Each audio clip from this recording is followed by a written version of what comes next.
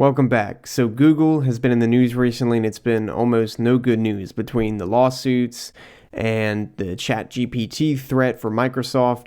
There's a lot of negativity surrounding the stock, surrounding Alphabet stock. And I mean, you can see here it's down, what is this, 16, 17% from its peak.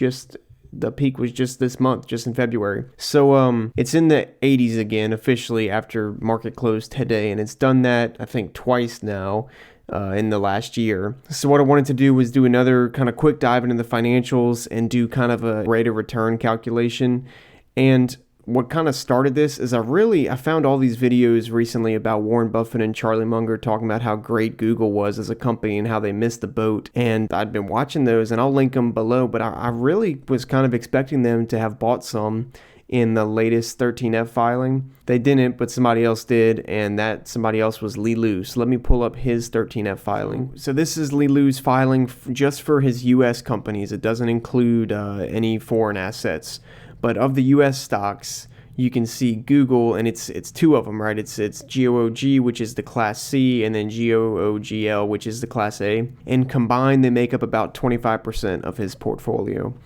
And the interesting thing here is how much he added recently in the most recent quarter. So, he more than doubled his position in GOOGL, the Class A shares. And if I look at his buy and sells, the first quarter he really owned a significant share of Google was Q2 2020, and then really upped it recently, Q2 2022, and then Q4 2022. And to me, what's significant about Google being 25% of Li Lu's U.S. holdings is this quote from up top, and I'll link the video where he said that. He was talking about every time he's made an investment mistake, but he clarified that he thinks he's never really made a mistake on any of his big bets.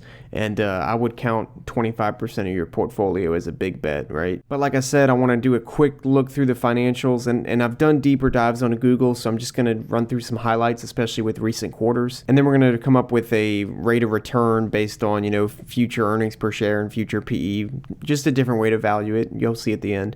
All right, so let's get started. First thing I have here is the income statement, and this goes back to 2015. And I want to start with total revenue. This is every quarter. And the most interesting thing here is that the revenue on a quarter-over-quarter basis, and actually year-over-year, so 76 to 75, it actually went up. You're going to see revenue's up, but almost everything else, earnings-wise, is down. But that's just interesting that revenue's higher. It means that margins really took a hit. And speaking of that, I'm going to go to pre-tax income. I'm going to do trailing 12 months just because I like that value better. It smooths the curve out a little bit, but I still get to account for every quarter. So this is a full year number. So full year, they're making $70 billion pre-tax income. So right away, if revenue's going up, like you saw, revenue was consistently going up, but your income's going down, then you worry about, losing margin. And are they losing margin because they're having to fight off competitors or something like that? That would be for any standard company. For Google, I don't really think that's the case. One thing that I've heard, I think Monish Pabrai talk about this a couple times, is something along the lines of like, Google's a great business because they can really charge whatever they want to charge. If you think about it, they can kind of control how much money they make. Just think about YouTube and I know search is most of their money, but just like what I've seen on YouTube, it's crazy what they have access to, and then how much information they have, and how well they can monetize that, although it doesn't really flow down to us, right? Okay, but that's their pre-tax income. Before we go, I just want to try to estimate a growth rate because I'm going to need that later on. So to do that, I'm just going to say they went from $40 billion of pre-tax income to 70 in, from 2019 to 2022. So this is June 2019, so 3.5 years, let's say. So up here in the calculator, the way that I'm going to get that to a compounded annual growth rate is 70 divided by 40, and then I raise that to the 1 over 3.5. All right, sorry, that was loud. Anyway, 17% is my growth rate. If you want to be precise, you'll subtract 1, multiply by 100, right? But, come on. 17% is what they've grown in the last 3 or 4 years, and that accounts for this big dip that they've had recently, okay? We're going to use that number later on. But for now, let's go to the earnings per share. And I'm just trying to get an idea for what it is right now. And it's, let's see, 455, so 450. Let's just keep it to relatively round numbers. And I'm going to use that later on as well. So 450 current earnings per share, and then a 3-year growth rate of 17%, even accounting for that dip recently. All right, let's go to the balance sheet. So the first thing that jumps out about Google is the pre-tax return on tangible assets. So some people use return on equity, some people use return on invested capital. I like return on assets. I just think it's the most intuitive. And then I actually like return on tangible assets because I think it's how I would kind of intuitively judge a business if I was owning it, if I ran it. And really, double digits on return on assets is great. And they're 20%, over 20%, even now, even with this drop off that they've had, over 20% is really good. So that would get a huge check. And that's part of what makes a great business and why I'm not surprised that it's owned by, Lilu. Then the next thing I want to show you is the ordinary shares number, because this is super interesting. This is actually what's really put Google on my radar, is the amount of buybacks they've been doing. Look at this graph on buybacks. I mean, they've dropped from almost 14 billion shares. Is that billion? Yeah, to 13, less than 13. Okay, so I want to use this somehow to tie into the growth rate, because remember, we did a growth rate based only on the total income of the company. We did not factor in any share buybacks. So to do that, I need to figure out, look, how many shares do I think they're going to buy back? And the way I did that is I took a year-over-year change in shares. So basically what I did is I said, okay, like 12/31/22, they had 12.8 billion. A year before that, they had 13.2. Okay, so if I do 12.8 divided by 13.2, you can, and then subtract 1, then you'll see that they lost 3% shares. So that's how I came up with that. And now this is what it looks like on the graph. So let me pull that up. Put it in percentage. Yeah. Okay, I'm going to add a decimal point as well. All right, so what you can see is that they're buying an increasing percentage back of the shares, right? I mean, especially if the stock's dropping, then and they're spending the same amount of money, they're going to buy back more shares, right? And then what if the stock's dropping and they're spending more money on buybacks? Then it's like a compounding machine, right? So anyway, let's just assume that every year they're going to retire 3% of the shares, okay? Let's remember the previous growth rate, 17% growth rate, retiring 3% of the shares every year. That'll come back later. All right, let's go to the cash flow statement. For the cash flow statement, I like to look at free cash flow per share, and specifically what I like to look at for all companies is the conversion. And this is a percentage. I think some companies will define free cash flow conversion as free cash flow divided by EBITDA, but I hate EBITDA. I'm just looking at it divided by net income.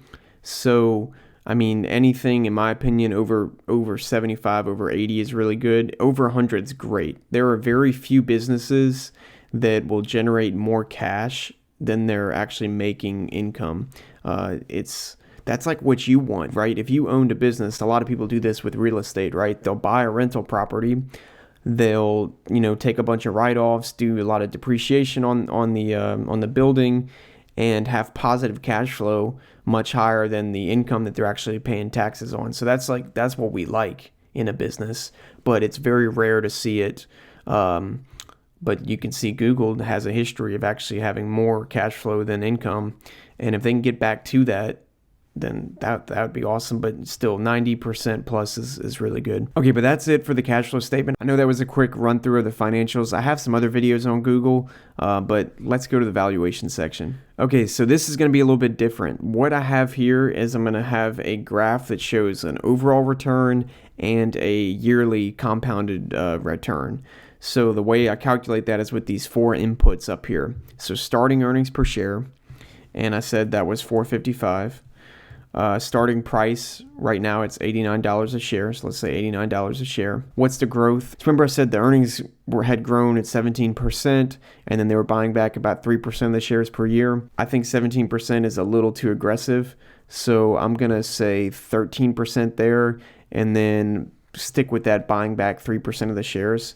So if you put those two together, you'd get, so 1.13 times 1.03, 16%. You could just add them to get close. I don't know why I'm trying to complicate everything, but just do 16%, or I'm just going to do 16%. And then ending PE, I recommend capping this at 15. Okay, if you're ever trying to do this valuation where you're going to figure out, okay, what am I buying it for now? What's it going to grow at? And then what PE am I going to sell it for?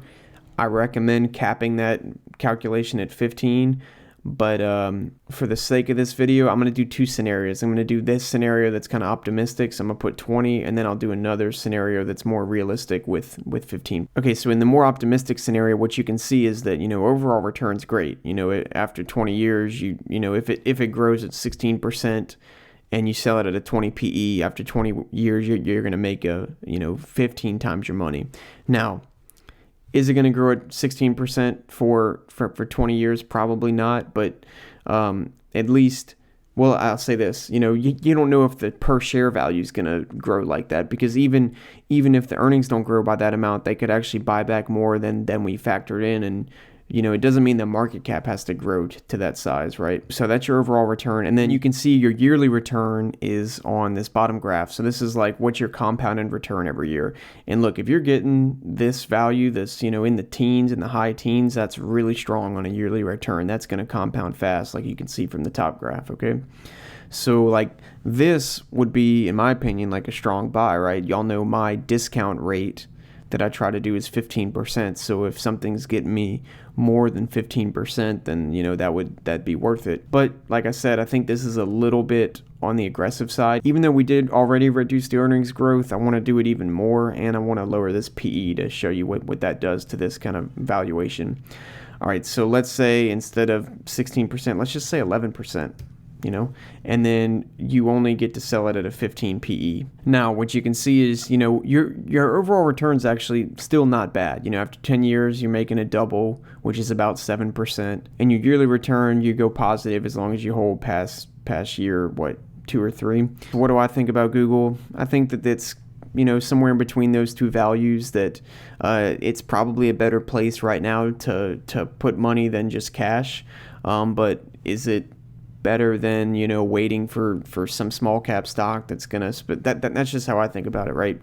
But I can understand why some people would bet big, especially if they had some insight that they thought it was going to be closer to that higher scenario, right? Warren Buffett has a quote that says, "We love to buy great businesses when they're on the operating table." And I think that does apply to Google here, because it is a great business. And as far as, all the negative press that's been surrounding it, I would say they're on the operating table right now. So it's definitely one to keep an eye on. I think if it starts dropping in price, now it gets really interesting, right? So even in this worst case scenario, let's say it drops to $70 a share. Okay, now your return's starting to look really good, right? You're getting 10% a year right off the bat. But anyway, there's many ways you can play around with this. I'll send this sheet to you too as well. If you just want to have it, just email me so I know to email it back to you. Thanks again for watching. Watch more videos. Recommend me to other people that you think would be interested. See you next time.